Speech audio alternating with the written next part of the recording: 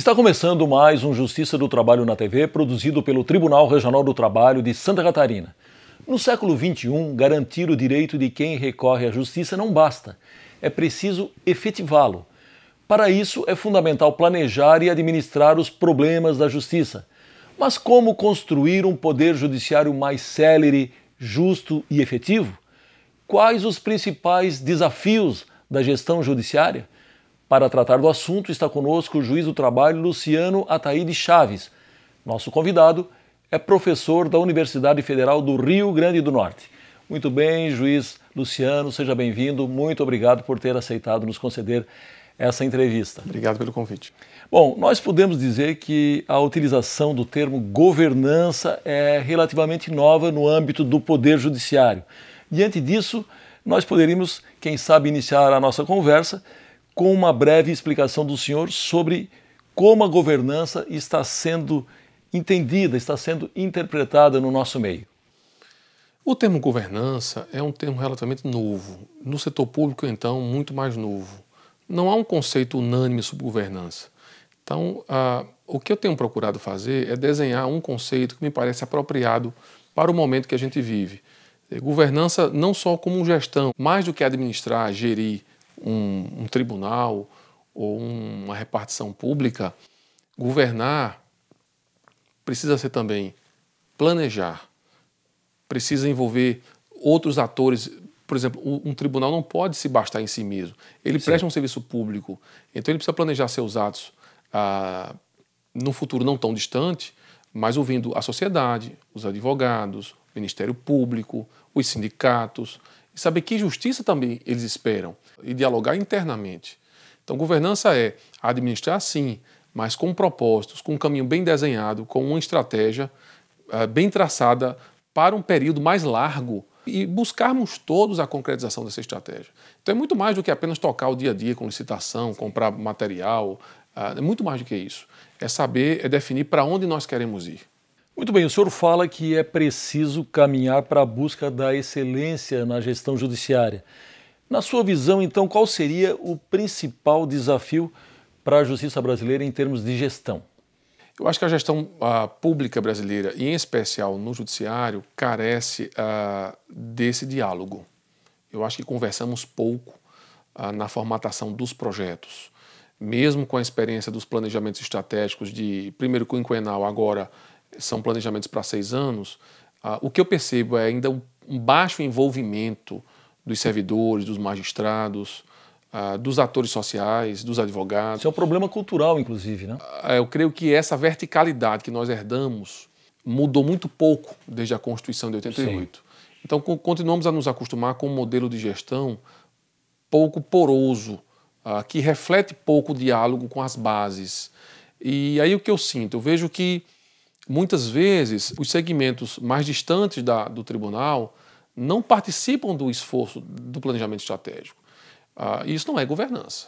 O problema não estaria, talvez, nesse sentimento de inclusão, de pertencimento que ainda não chegou para o público interno dos nossos tribunais? Eu creio que, em grande medida, o modelo que nós herdamos tem provocado isso. Ainda que alguns esforços tenham sido feitos nos últimos anos para alterar essa realidade. Mas aí tu tens também que alterar a cultura. Sim. Não só a cultura de quem é chamado a participar, mas também a cultura de quem deve chamar o outro a participar. Então o que nós vemos, por exemplo, que o planejamento estratégico e o próprio regime de metas anual tem um debate muito pouco participativo. As instituições não debatem o que elas precisam fazer para o ano seguinte. Esse é um debate ainda muito fechado nos setores de planejamento estratégico dos tribunais e na mesa diretora dos tribunais. E aqui ocular com mais abertura para a participação de associações ou mesmo da comunidade. Mas ainda não é uma realidade, pelo menos assim eu vejo, não é uma realidade ainda do nosso judiciário. É senso comum que para se saber aonde chegar é preciso primeiro descobrir o que se deseja. A pergunta, o judiciário já descobriu para onde quer ir? Eu creio que não. Eu creio que nós ainda estamos buscando isso. Nós não sabemos que modelo de justiça nós queremos distribuir. Se nós considerarmos a quantidade de processos que estão chegando, eu creio que nós deveríamos já nesse momento parar para avaliar o que fizemos até aqui, por exemplo, na experiência do próprio Conselho Nacional de Justiça. E explico. Nós, há 2 anos, estamos trabalhando já aparentemente no limite da nossa produtividade. Sim. Recebemos 4 milhões de processos novos por ano. Julgamos 4 milhões de processos novos por ano. E temos 4 milhões de processos em estoque. Ou seja, não conseguimos reduzir o estoque de processos. Isso quer dizer o quê? Que nós temos 4 milhões de processos, em média, aguardando uma solução. E principalmente o pagamento, muitas vezes, dos créditos que foram reconhecidos. Daí porque esse modelo de judiciário precisa pensar se o caminho é esse. E tanto não é esse, e não tem sido esse o caminho acertado, que o próprio Conselho Nacional de Justiça acaba de reformular a sua resolução do planejamento estratégico, para não só pensar no planejamento de 6 anos, mas também oferecer outros eixos de atuação. Por exemplo, o diálogo com a sociedade. Por que nós temos tantos processos? Eu tenho insistido, essa é a pergunta maior que a sociedade tem que fazer. É normal? É o grande debate que precisa ser Esse travado. É normal? Eu não acho normal.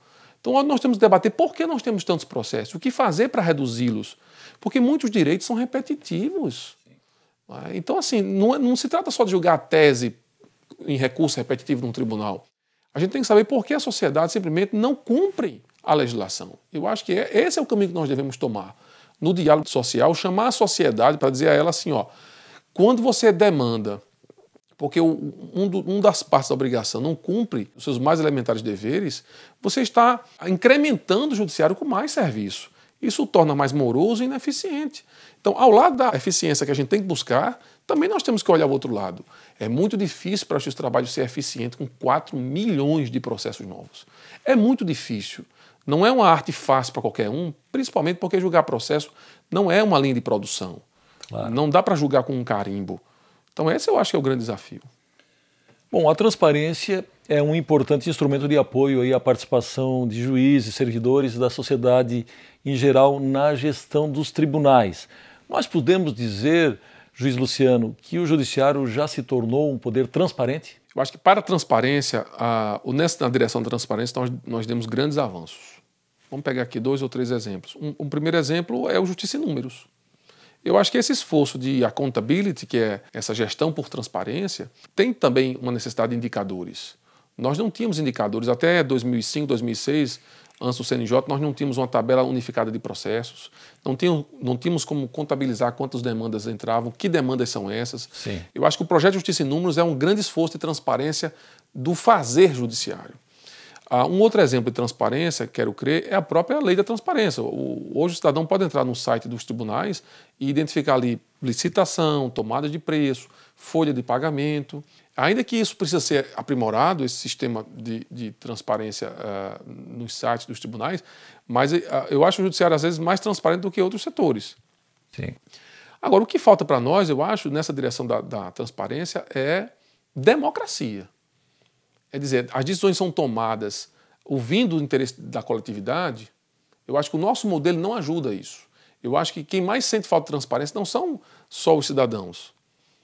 Às vezes o próprio servidor, o próprio magistrado sente falta de transparência dentro do seu órgão, dentro do seu tribunal, por exemplo. Então, os investimentos que são feitos, às vezes nós não concordamos com ele, não entendemos por que são feitos determinados investimentos. Então, muitas vezes também falta esse tipo de transparência interna. Então, há 2 ângulos dessa transparência, externa e interna. Nós avançamos? Avançamos. Mas é um processo que se esgotou, que já terminou, está pronto? Não, é um processo ainda em curso. Muito bem, juiz Luciano, está na hora do nosso primeiro intervalo, nós já voltamos, é só um minuto.